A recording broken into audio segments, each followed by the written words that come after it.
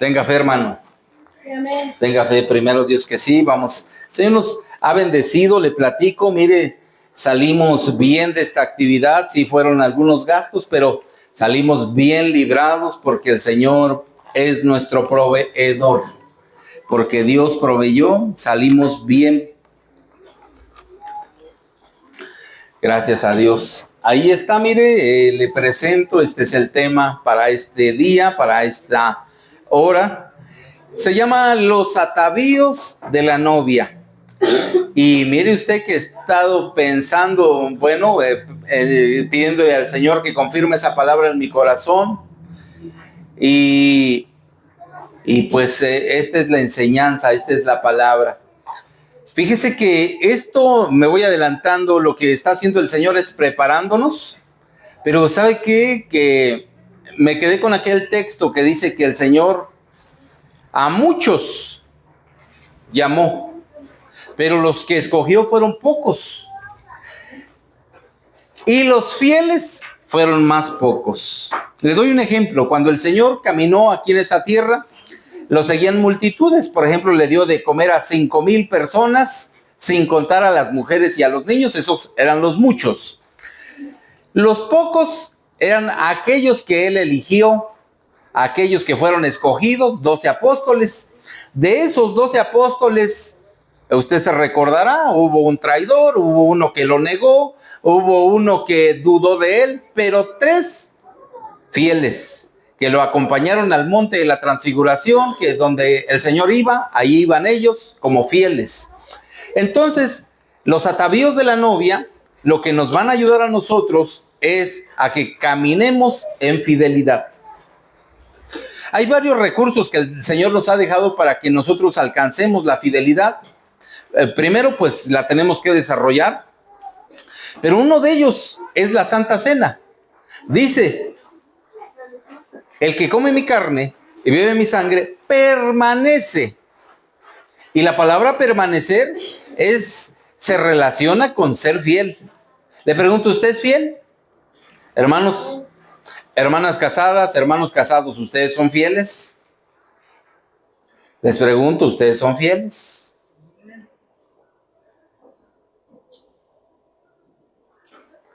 Jóvenes, ¿ustedes son fieles? Niños, ¿ustedes son fieles? ¿Será que somos fieles? Bueno, y si somos fieles, ¿qué tan fieles somos? ¿Poquito, más o menos, o muy fieles, o nada fieles? Fíjense que nuestro apóstol hacía la comparación, nuestro apóstol Sergio Enríquez hacía la comparación. Hasta sabe cómo le puso a puso un dibujito como de un, ¿cómo se diría? De uno de los relojes del tablero de un auto, así como la gasolina, el indicador de la gasolina, cuando ya está hasta abajo en la reserva, ya se acabó la fidelidad, o cuando está hasta arriba, muy fiel, o hasta abajo, se está terminando. Entonces, pero lo que el Señor nos está dando son recursos, regalos, atavíos. Los recursos que el Señor nos va a dar esta mañana son para que alcancemos a avanzar de llamados a escogidos y de escogidos a fieles. Porque le platico, muchos fueron llamados, muchos, pero pocos escogidos. Procuremos estar dentro de los escogidos. Y si ya estamos dentro de los escogidos, procuremos avanzar, porque dice Mateo 24 que aún los escogidos serán engañados. Pero cuando vamos a Apocalipsis 17, 14, dice que el Señor regresa en su segunda venida. Quiere decir que 7 años antes se los llevó. Y a esos que se llevó, regresan con él. Y yo me quedé preguntando, ¿y quiénes son los que regresan con él? Porque dice que regresan, el Señor regresa en un caballo blanco y los santos regresan con él. Pero esos que alcanzan en ese momento ese nivel de santidad, primero fueron llamados, después escogidos. Los administremos fielmente. De hecho, hasta nuestro tiempo lo tenemos que administrar bien. Cuando es tiempo de dormir, a dormir. Cuando es tiempo de trabajar, a trabajar. hay que administrar nuestro tiempo. Bueno, pero como los atavíos de la novia, quisiera darle esta introducción. Mire, Génesis capítulo 2, verso 22, esta es la versión al día. Y dice así la palabra de Dios en el nombre del Padre, del Hijo y del Espíritu Santo. De la costilla que le había quitado al hombre, Dios el Señor hizo una mujer y se la presentó al hombre. Gloria a Dios por las mujeres. Gracias, Señor, por las mujeres. Pero fíjese, póngale atención. De la costilla que le había quitado al hombre, Dios el Señor hizo. La palabra hizo viene de un original que se describe más o menos baná. Y baná quiere decir hacer, formar, edificar, preparar. O sea, tiene varios. Y se la presentó al hombre. Pero ¿cómo se imagina usted que se la presentó? ¿Cómo se imagina usted? Le dijo, mira, aquí te la traigo, te la presento. Ella es tu media naranja. ¿Cómo se imagina usted que se la presentó? ¿Usted tiene imaginación, pues? ¿Cómo se imagina que el Señor le presentó pues a Eva, a Adán? ¿Cómo le habrá hecho? Pues así le doy un resumen. Solo esta es la introducción. Entonces, la historia del primer Adán es la historia también del postrer Adán. La Biblia dice que Cristo es el postrer Adán. Y ahorita me va a ir entendiendo por qué. Bueno, aquí me quedo tantito. Mire, ¿cómo le hizo el Señor para tomar una costilla de Adán? ¿Qué pasó para que el Señor tomara una costilla de Adán?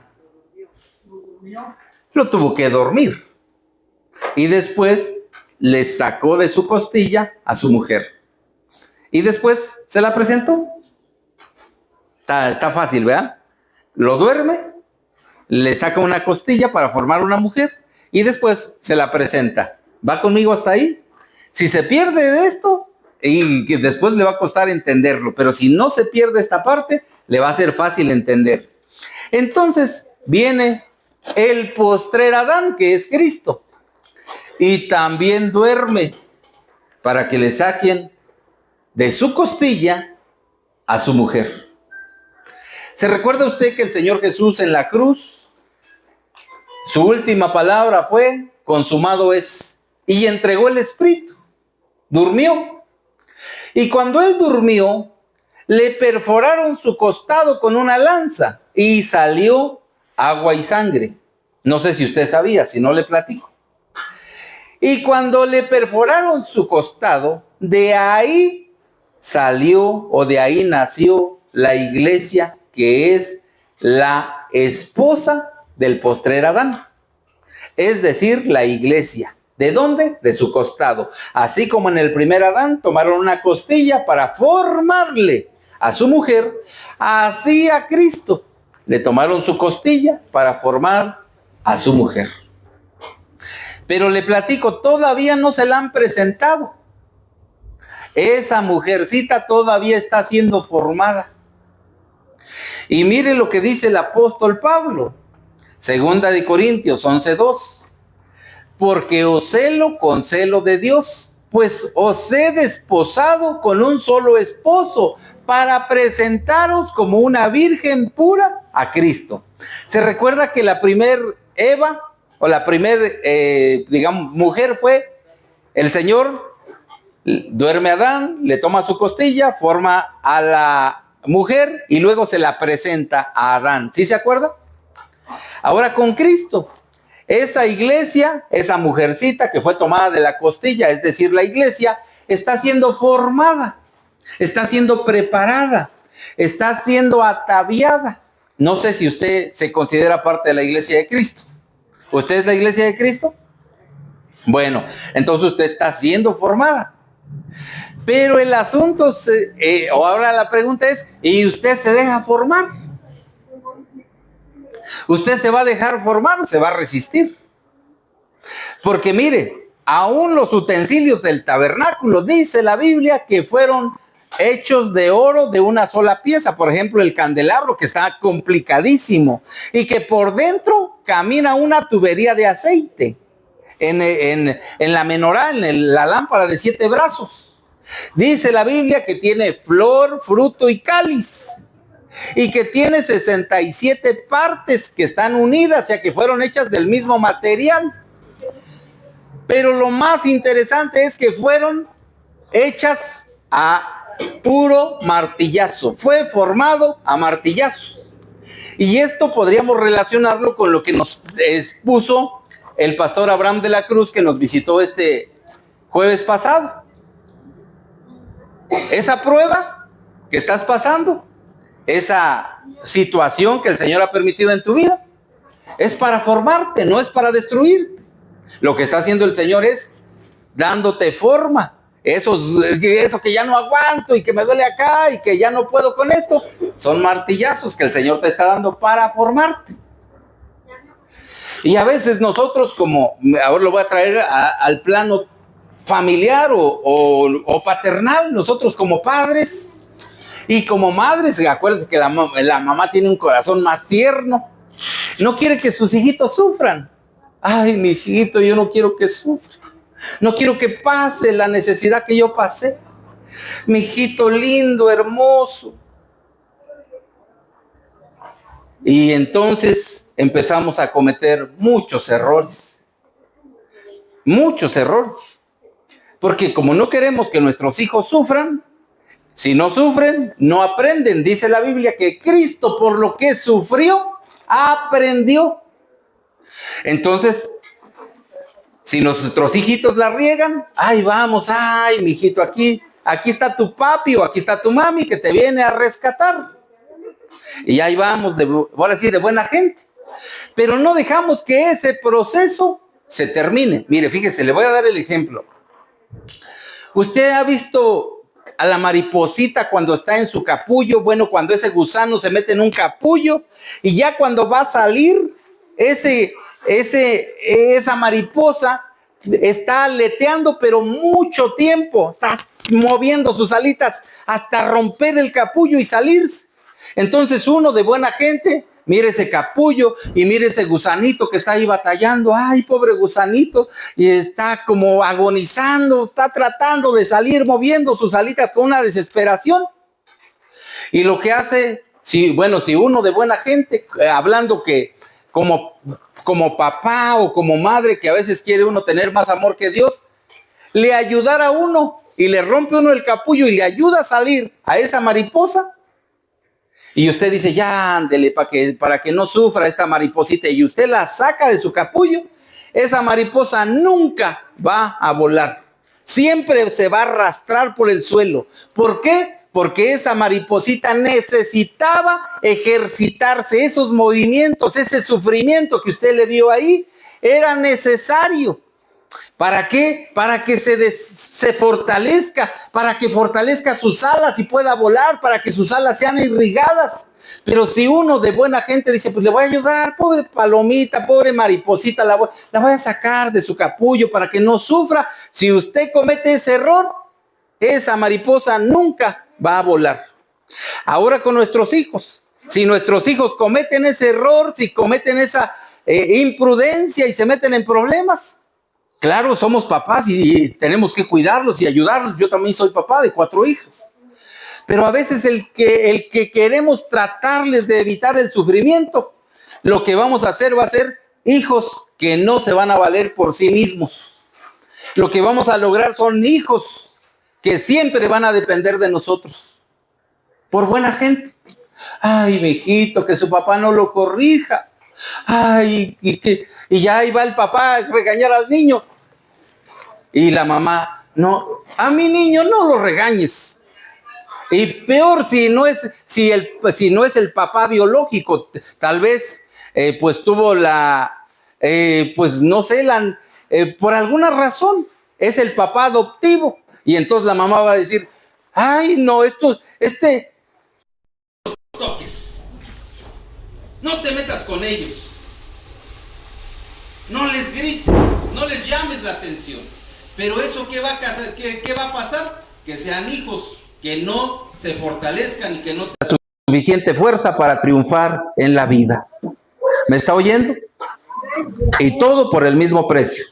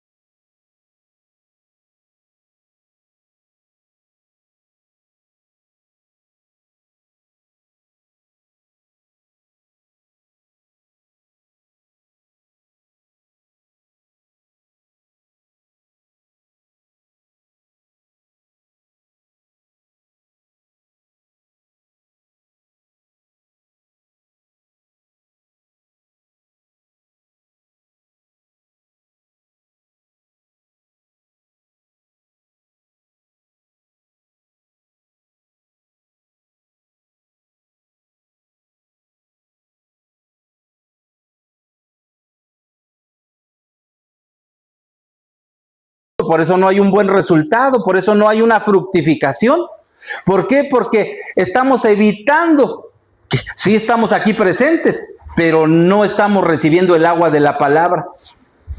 Entonces necesitamos recibir la formación, el agua de la palabra que nos limpie, el agua de la palabra que cuando caiga la semilla, aquella agua era un agua literal.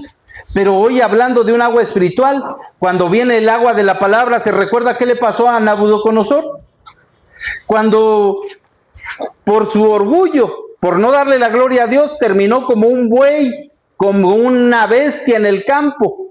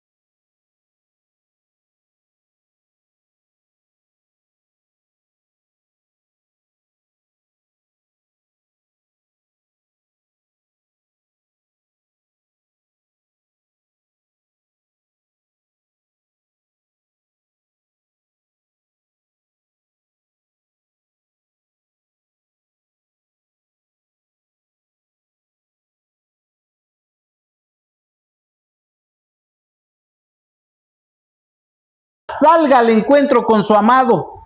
Porque cuando Rebeca salga al encuentro con su amado, tiene que ir vestida y tiene que ir ya adornada. Entonces la iglesia de Cristo que se está preparando en esta tierra para ser novia, tiene que ir vestida y adornada. Si usted no se deja vestir, si usted no se deja adornar ahora, hermanos, después, ahora como decía el pastor Abraham también, ahora es con anestesia, después sin anestesia.